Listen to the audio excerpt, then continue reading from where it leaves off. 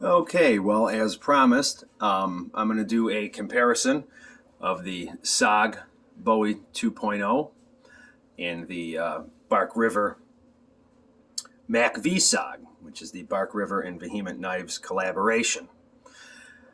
In my previous video, I had done some light batoning. Nothing really. I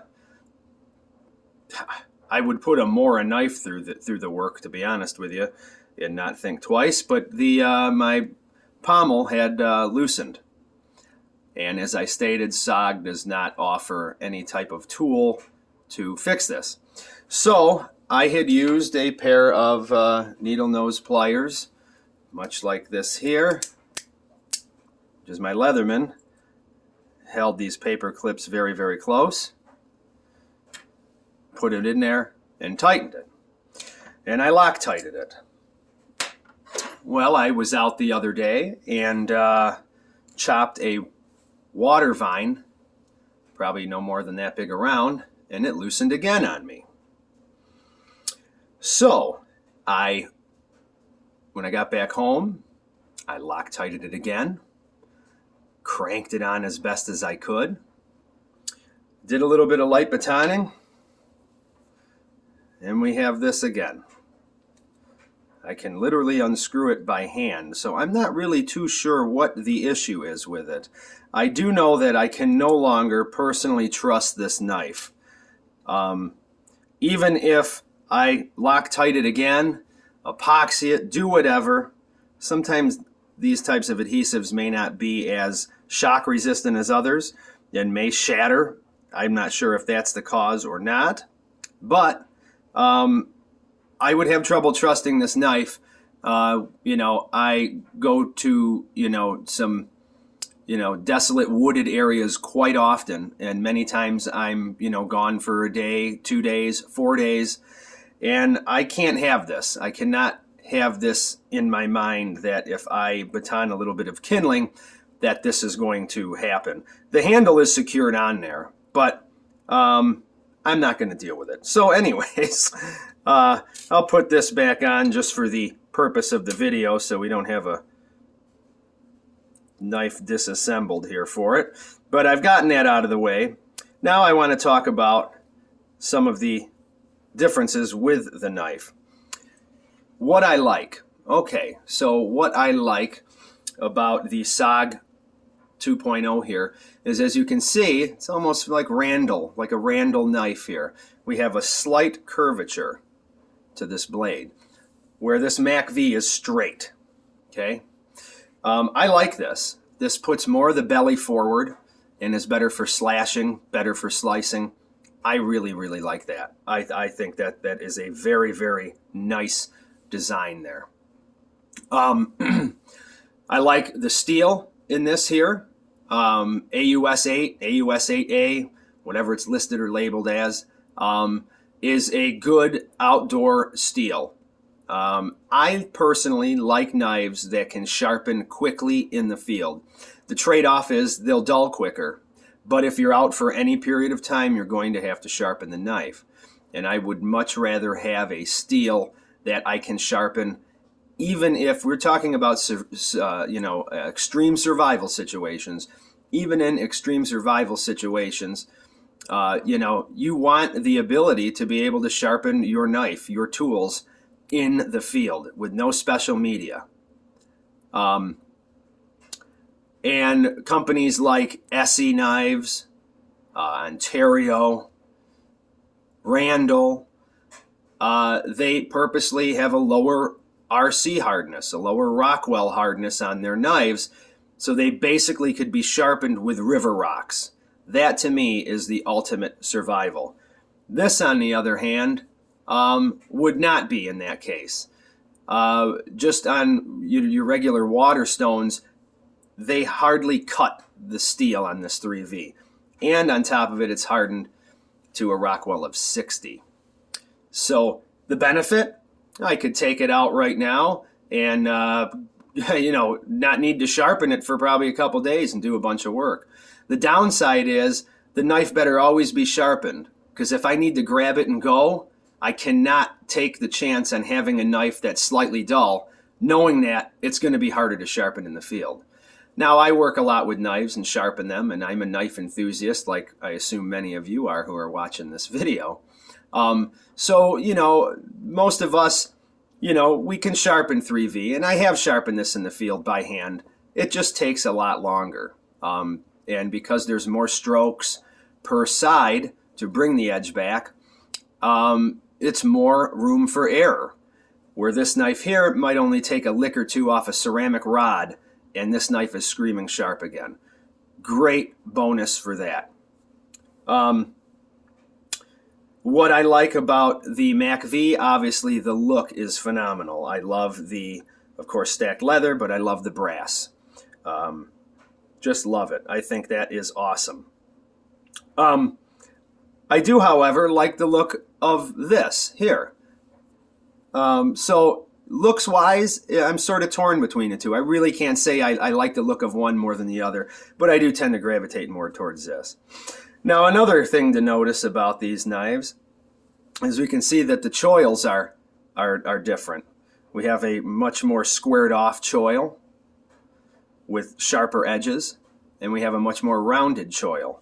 We'll also notice that the second scalloping here, the thickness on this blade, on the Bark River here, is much wider. This seems to have more of an acute point. And they're both roughly the same size. I'm going to give some of the size difference. I think the Bark River knife is ever so slightly thicker than the SOG Bowie.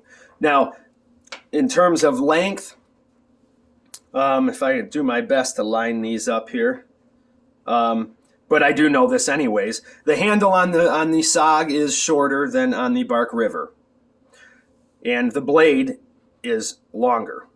Not by much, 1/4 inch we're talking, and the handle, like I said, on the Bark River is just a little longer. Same thing, not really by much. If I were to stand them up, not that you'd really be able to see it, they're pretty much the same length. Maybe the SOG is slightly longer. One thing I really like about the SOG Bowie also is that we have a very sharp 90-degree spine on this, which has worked wonders because I was doing some woodcraft with this, getting some use behind the knife and making some camp implements, and some notching. And it was nice to peel the stick, with the spine of this. The spine is much more aggressive than this spine here. Even though this is still, not rounded, but this seems to be much more 90'd off than this knife right here. This knife does seem to be a little bit more slicey. I have noticed that. We get a little bit better slicing with this knife, which, comes with the territory. It's, geometry, like we've talked about before. Geometry determines the functionality of the heat treatment and the steel. So geometry is the first thing that ever aids you in cutting and in holding an edge. The Bark River is a much thicker edge, and we're really talking about opposites here. We're talking about a convex and a concave, hollow grind, if you will. So they're two completely different grinds and pretty much the same stock thickness. So it's actually pretty nice working both of these and seeing the difference. I do notice that the Bark River does tend to baton wood a little bit better in terms of splitting wood. That convex grind seems to spread those wood fibers out much better than this. This will bite deeper initially because of this thinner hollow grind, but once we hit this full stock thickness here, that's where we're going to get held up some. When we talk about the sheaths, of course, the leather work, the stitching, the riveting, everything is better on the Bark River Vehement Knives collaboration. I do believe this was made by the owner of Vehement Knives' wife. Correct me if I'm wrong, I'm sure you will. This is her design, I should say. She didn't actually make these. I do like the stone pouch on the SOG. It's very great. Fits it very nicely. The snaps are cheaper, but it was a very tight fit, or is a very tight fit, I should say. This pocket will not allow anything thicker than this file in here, and I keep the file in here so I can guarantee myself a spark with fire. And I figure worst case scenario, I can reset an edge or I can file my hatchet or axe. That is the one downside of this, that will not accommodate this. Trust me, I've tried. Especially if the knife is in, you're not pulling any of that out. Which goes the same with this here. You have to have the knife out to do it, which you would anyways because you're going to be sharpening it. The nice thing about the Bark River sheath is we have different we can get this off and on the belt quickly or any other type of gear, and this swivels. I always like to have the snap facing backwards on me. So if I'm carrying it right-handed, I would flip this around. If I'm carrying it on the offside, which I do because I carry a pistol on the right, I like it facing behind me so I don't have sticks brushing into it and knocking the snap open. Although the knife, if I'm working around camp and just want to drop the knife in the sheath, it holds it very well. It's very deep-seated. I think it's an excellent design. Both sheaths fit both knives. So if you wanted a second sheath for either of your knives, and you wanted to try one of these for this, you can, and vice versa.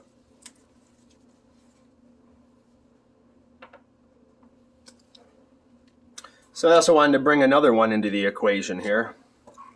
Those out of the way. Here's a Sog Super Buoy that I've had for quite some time, and I have not had issues with this. Of course, knock on wood.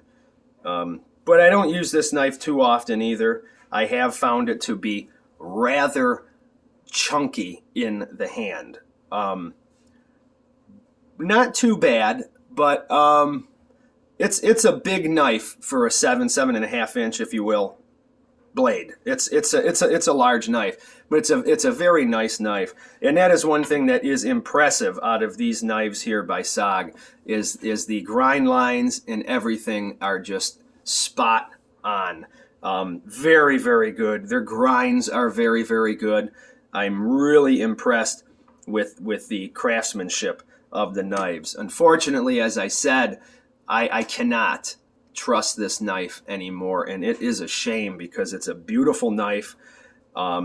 Generally, I go for American made. 99% of the time I do, and some percent of the time I go to German made out of Solingen, Germany. But I do have a few knives made in Taiwan, and I will tell you that their fit and finish is second to none. It is phenomenal. You won't run into issues with any of that, in my opinion, coming from a reputable company out of Taiwan, Spyderco, Sog in this instance. And I can't speak for all the line that Sog has, because these are the only two that I own from them, and they do tend to be more of their higher end, part of their line. With any time when we're talking a hidden tang, we're talking multiple components, right? As opposed to this here. This is a Woodlore clone made by Grey Wolf Knives. Excellent, excellent knife. And I did knock those shoulders off and made it into a Scandi. To me, it was just too thick, stock thickness to have a Scandi grind. And I do a lot more than just baton wood and make shallow cuts. I like things to slice. I like things to dice. I want a little bit more of a jack of all trades than such a specialized piece. Nothing against it if you do like the Scandi in that thickness. That's what makes the world go round. That's why there's a million different knives. Is everybody's different. As I said, when you get into things like this and you get into these different knives, and we talk about the hidden tang, these hidden tangs are every bit as tough. Don't let anybody tell you that they're not as strong as a full tang, full tang being visible. Are they? Well, a lot of times the full tangs on, your Bark Rivers, your Beckers and the likes, they're skeletonized. So, if you were to put all that steel together, would they be as big as the tang on this, I know that Sog knives in general, this style and this here, were made beefy. Everything's thicker on these knives. I mean, they're, 1/4 inch stock. The tang is a 1/4 inch, maintains it all the way down, and it is the same with these. So I don't know what one would be doing with a knife, seriously, to break a knife like this. I'm not really sure, but there's numerous videos and opinions on that, so there's no need for mine to be in there. But you know, you've got multiple handle components. You know, we're not going to count each individual washer, but you know, you got a component here. You got the guard, the pommel, the nut. Right there's 3 components in this knife. We really don't have any here. You know, you've got some,